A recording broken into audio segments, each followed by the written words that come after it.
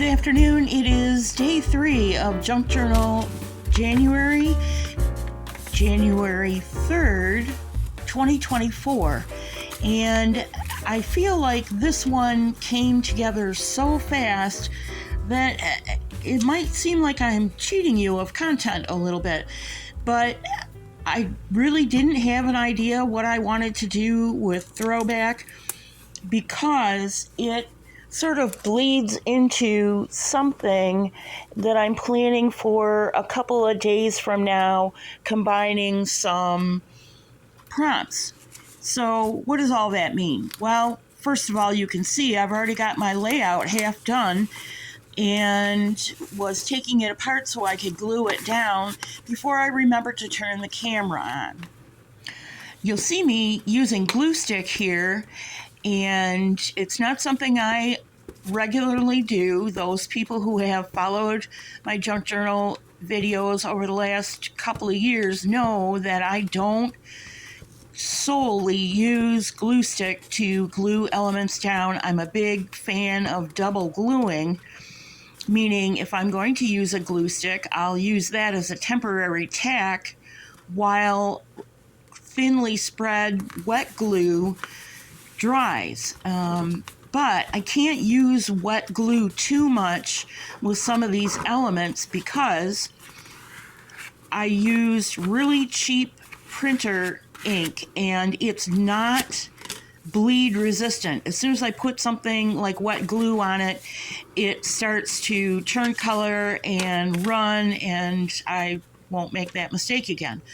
But speaking of the whole glue stick controversy, there is a debate. It goes on, every couple of years the subject comes up. Do you use glue sticks? And you can see right there. Let's watch what happened again. You saw me glue it down, and then it just moved and moved and moved, and so I had to turn it over and glue it again. Now, this is, in relative terms, this is not an old glue stick. It's less than a year old.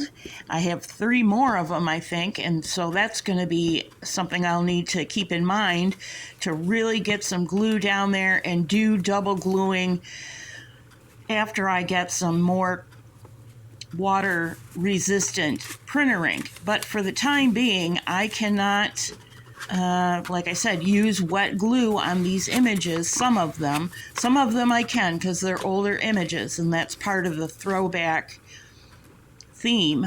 But let's not get too far off track. So I glue that down again really well with a double coating of glue stick, and I'm going to switch glue sticks to an Elmer's glue stick because I know that this is a little bit softer glue stick. The other one's kind of a hard glue stick, and you really, apparently, once it gets to be about 6 months old, you need to cover it pretty well. Anyway, this is just a sort of an idea board layout for throwback. That black and white image is my grandfather and one of either my mother or my aunts or uncles. I don't know. We don't know which child is actually in that photo. Nevertheless, I'm moving on, and I am gluing down the elements that I know are printed with that cheap ink and with glue stick, but I will haul out some Elmer's glue fine tip little glue bottle in a second. I'm making sure that I burnish it down so that the glue has every opportunity to adhere to the paper. The piece I'm gluing down right now is a faux stadium ticket for California, and that underneath it, spanning the top of that page, is a 1930 census. That would have been the first time my mother appeared as a baby in the census.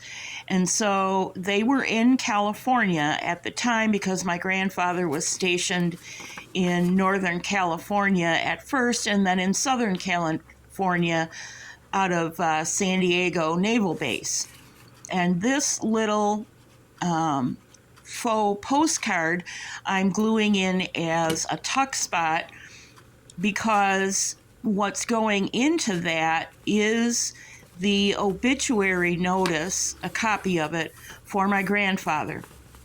And so now maybe you see a little bit of why this is my throwback theme. And I'm just testing to make sure that I have enough room and that it doesn't slide down or get glued down or what have you. I'm going to back that obituary notice with, not obituary notice, it's actually the memorial service details. And I'm going to back that on a piece of handmade paper. And part of this, or most of this layout, also hits on the prompt for day 10, which is layered, and day 12, which is torn edges, which almost half of these images have torn edges. The little element that I'm putting wet glue on is an older element, and I know it's color, or it's ink fast, and it is a little faux stamp. And I'm using it to bridge those elements that are not glued down with wet glue. And it has a rose on it. And one of the things I remember most about both my grandfather and my mother is their gardens. They had beautiful rose bushes, and we took a trip up to Duluth, Minnesota, where my grandfather lived when I was, I don't know, I think maybe 7 or 8 years old. And my mother brought back a rose bush that my grandfather dug up for her, as well as slips of other rose bushes that she rooted and had daughter plants or clone plants in her own rose garden. And what I'm doing right now is grabbing a piece of washi tape that has cursive writing on it. And one of the other things my grandfather was known for was his beautiful handwriting. I have one letter that he sent back home to his oldest brother to tell them that he was safe and that the baby, I don't know which baby it was, it looks like it's my mother, traveled well, that all the children traveled well on a train trip across the country to get to Washington, where my grandfather had to report to for this leg of his public service. And now I'm just trimming off that torn edge so that it doesn't hang over. The other element on there that represents my grandfather's beautiful handwriting is the element in the lower right of that layout, right where my hand is. And it's just a little manufactured collage of envelopes and postmarks, but the way that the collage was made by whoever made it, it shows some older handwriting. And the reason why my grandfather had such beautiful handwriting is because it was a way for him to practice hand-eye control for fancy work on cakes. My grandfather learned the baking trade in my oldest uncle's, or his oldest brother's, bakery. My grandfather left his home where, all his brothers and sisters grew up when he was 14 years old, and went to live with his oldest brother, who was several years older, in a different state, in a different city. And he learned the baking trade as his older brother's apprentice. Part of learning the baking trade is to learn how to decorate cakes, and practicing handwriting, fancy calligraphy handwriting, is a way to develop hand-eye coordination for cake decorating. While I root around trying to find a piece of handmade paper to use as a backer for that memorial program bit that I've taken off the larger piece. A few further things about that side of the family. That side of the family is first generation at my grandfather's generation. First generation Polish in this country, meaning that my great grandparents were immigrants, and that my grandfather's generation were the first born in this country. So they are American citizens. Now, the whole family are American citizens. They all were naturalized in the 1800s as they daisy chained over here. Daisy chain migration, meaning somebody came over, got himself established in a profession that would allow enough money to send money back or go back. In the case of one, let's see, that would be great uncle, I think. He would go back to Poland and bring over another man or another family sometimes if he could afford it. He would literally escort them. And back then, when you immigrated to America, you had to have a sponsor. You could not just apply for citizenship in general, for the most part. There are exceptions. But back then, you could not just get on a boat and come over here without somebody stepping up and telling the federal government that they would be responsible for you finding a job and a place to live and kind of shepherding you through the whole immigration process. So that's how his parents, my great-grandparents, came to this country. They were Polish immigrants.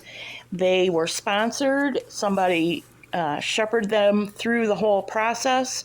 They settled in Duluth, Minnesota when Duluth was, sticks basically of the Midwest, northern Midwest, and that family, the great-grandparents, were instrumental in starting the Polish American Catholic arm of the Polish religious community in Duluth, Minnesota. That church family exists until today. It was originally called St. Mary's Star of the Sea Catholic Church. And in my family records, I have a whole write-up that somebody did about that American branded version of the Polish Catholic Church. It's kind of a big, hairy deal. Apparently, some immigrants who came to America were really upset with the Roman Catholic Church, and they branched off and started their own sub-denomination of Catholicism. This other side of this 2-page spread is actually a printed version of a masterboard I did, 6-8 months ago, and it is a little bit of a romance story in that I took clippings from book pages, and I have an image there of, again, very beautiful handwriting. It's a manufactured image. It's not my grandfather's handwriting. This part of this story, and I can't even remember what book it came from, talks about sort of a quick wedding, but not a shotgun wedding, just to be blunt. It was a story about people who knew each other and, they had a long-standing relationship and just on a whim decided to get married. It's a little bit humorous, and I like the story, so I use that as a background for the other side of this spread, which will have another picture of my grandmother, his wife, and one of the children from close to the same time frame, except that picture of my grandmother and one of my mother's siblings is when they were still in Philadelphia, which is where my grandmother's family is from, just prior to leaving on that train trip I mentioned across country, a couple minutes ago in the video. That's it for day 3. What I thought was going to be a 5-minute video, actually, you got some content and you got a little bit of personal history as well as American history. I have just enough time to remind you that these challenges for Junk Journal January are hosted and sponsored by Meg Journals and GetMessyArt. Link in the show notes below to join and get the prompt list for yourself. I've decided that I will be dropping my videos at 7 p.m. Eastern Standard Time. See you then.